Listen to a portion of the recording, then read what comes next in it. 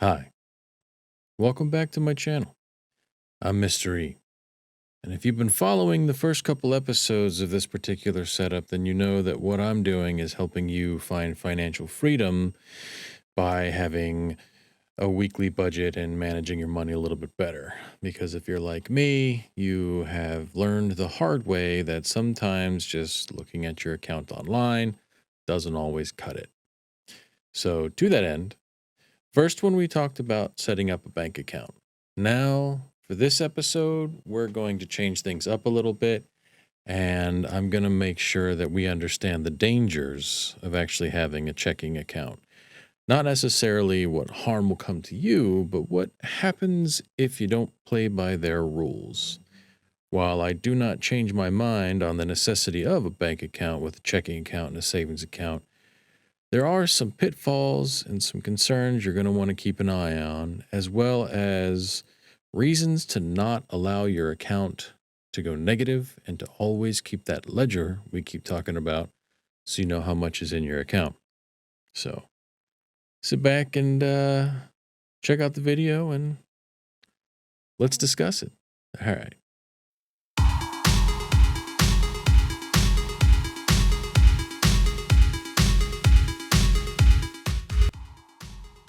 If you've been following this channel, like I mentioned in the beginning, then you'll understand that there are dangers with everything financial, right? There's really nothing that you can do to make sure that you are 100%. Well, that's not really true. There is something that you can do to make sure that you're 100% covered when it comes to owning a checking and savings account. Making sure that you keep that paper budget, that ledger, whether it's, I keep saying paper because that's me, keeping a budget, whether it's a spreadsheet that you have or you do in fact keep it on paper like I do. That will allow you to know exactly how much money you have in your account. And the importance of knowing how much money you have in your account is because that will save you from costly lessons or costly bank provided services. Specifically, what I'm referring to are NSF charges. Now, what an NSF fee is a return item or on insufficient funds. Essentially, you do not have the money in your account to warrant paying the bill, right? Say you're at the debit card or you're at the restaurant with your debit card and you have $5 in your account because you didn't manage your money correctly and you don't know what you have, and you tried to pay for a $20 steak or just a $20 meal in general, then you will find that either A, your card will be declined, and when your card gets declined, you'll get hit with a return item charge.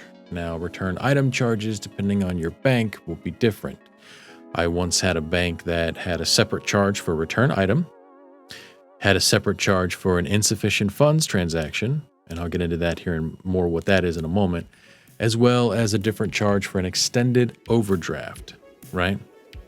So, right off the start, NSF fees are bad. It is the fastest way for you to lose control of your bank account and start racking up negative charges that you can find will double, sometimes triple, before your account gets shut off, right? And by shut off, I mean charged off, and that affects your credit.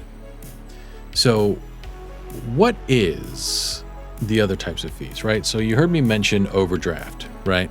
Now, what overdraft protection is your bank will allow you, and the term is used loosely, other banks may do things differently, but they will save you the embarrassment of having your card declined or your transaction declined at grocery stores or at restaurants, different places that you congregate and spend money.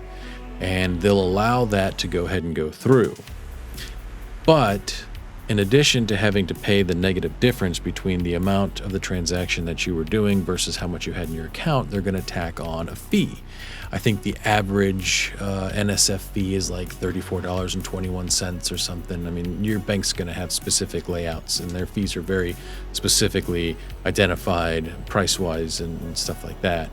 But then they're legally required to offer you an overdraft protection, which you are allowed to opt out, which, trust me when I tell you, opting out is the best option for you, especially if you're trying to build your financial freedom from keeping your budget and you're trying to expand your weekly budget to a bi-weekly or a 2-week budget to a month budget, right?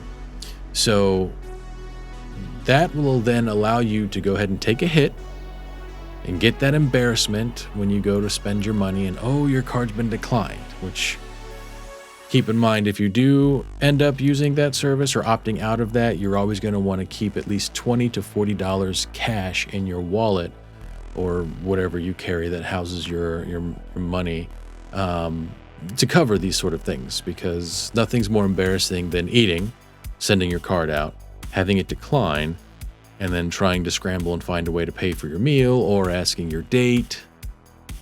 It's just not a good look, right? So that way it's no big deal. You can play it off like, oh, there must be something wrong with the card. No big deal. Here's the money in cash. I'm going to go ahead and ask for the check and go, right? So you save yourself your own embarrassment at that point. Like, you know what you did, but they don't necessarily know, nor do they need to know. It's not their business. So banks will offer you that opt-in, and it's the quickest way. Just a little bit of experience here. So my first bank account, I kept pretty solid, right? Like I made sure that money was always there. I wasn't used to going out and doing a lot of things. And then as I got older, I started to spend more money, go out with friends. And you've heard the story about when I went to try to shoot pool and my account was negative. And that particular setup there, that what I talked about before, that didn't just stop at, the negative amount that I saw on the receipt. I wasn't able to balance that out or bring that amount to zero for about 5 to 6 days, because I still had to get paid, right? So every business day after that, because my account was already negative, I was getting hit with an additional negative fee that was applied by that bank. So I was getting a $28 fee every day my account was, below zero. And I don't know if that's still a thing.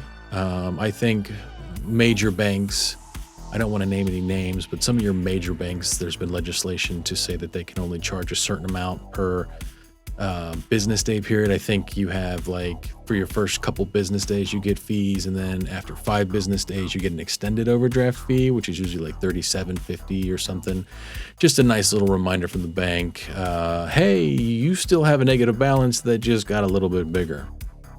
So now, I also want to touch on something that's related to that, and I kind of mentioned it earlier, but that's a return item fee.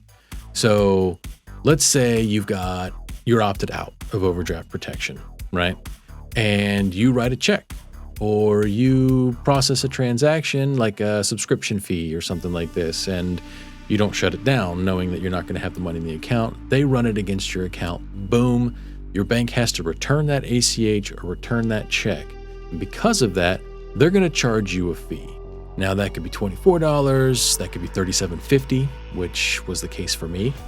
That is an easy way to rack up, because now if you think about it, you've got your initial overdraft. Say you didn't opt in, right? Or you opted out. No, we'll just say, for the sake of argument, you opted in. So the bank covered your debit charge. You got hit with an NSF fee because of the transaction that they paid for you. On top of that, you had 2 or 3, totaling 5 total, transactions hit your account, and you got a return item fee per transaction that hit your account. So if you think about that and just do some quick math, you're in over your head pretty quick.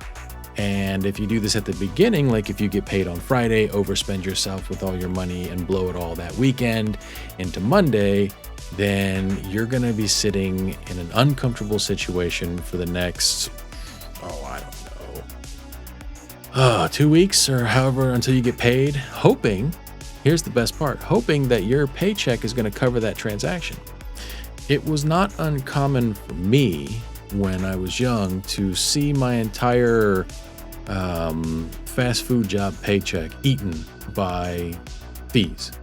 I remember having an account that was almost $340 in the red because of fees compounding on top of each other, and I got paid $400.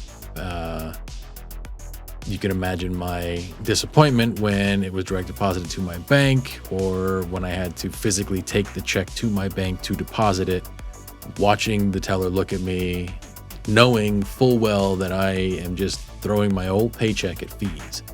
It's not right, but that's the nature of the current banking industry. So, yeah. Long story short, fees are terrible. Manage your accounts, keep an eye on your spending, utilize your ledger, whether it's digital or paper. Know exactly how much money you have in your account every transaction so that you don't find yourself in a situation where you're compounding fees. One side note, too, for the people that are saying, oh, well, I'll just do everything online. Business days are the processing time for bank transactions. There's a cutoff time, usually 11:59 p.m. on a business day, so like Friday, 11:59 p.m. Then everything that happens on Saturday and Sunday are technically considered Monday's business day. So from there, you have to then think, okay, if all this stuff happens and they assess fees, it's all going to come piling in. It's all going to come flowing in at 11:59 p.m. Monday night. Because remember, you're on Monday's business day, so processing doesn't end until Monday evening, which means come Tuesday, that's when you start seeing your account go from positive in the black or in the green, or however you want to call it, into the deep dark red. And trust me when I tell you, there is nothing more disheartening than watching your account go from $1,000 to -50 or -100 or even -250. If you fail to pay that back, then banks will do what they call a charge-off, where they write your account off. Well, they write it off and then sell it off to collections. Or they have their own collections department that will hunt you down, right? Bear in mind, that does hit your credit. Also, credit, okay, sorry about that. My memory card was full, and I'm not entirely certain when it happened, so I'm going to go back and look at it. I'm going to assume it happened when I was talking about your account being several $100s negative because everything came through on Monday night from the weekend transactions because of Monday's business day. So, okay. And like I said, there's nothing more frustrating than watching your entire paycheck disappear to fees. And that's my dog. Hopefully you can't hear my dog. But anyway, there's not a whole lot left. It's just the importance of keeping a paper budget. Making sure you know what to spend, or what you have to spend so that you don't overspend yourself and lose money, because we're working on stepping forward into the positive when it comes to balance and money management, not falling backwards. And trust me when I tell you that you're going to slip up. I did. As I've said many times, you're going to slip up. It's going to happen. You're unfortunately going to feel the wrath of multiple fees, but at the same time, that is good.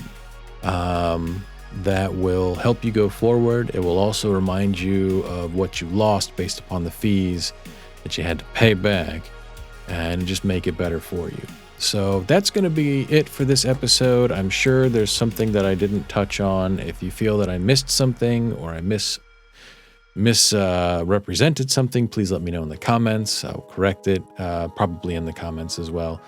I would also encourage you to like and subscribe and hit that notification icon if you enjoyed the content. That way you can be notified of what I put out.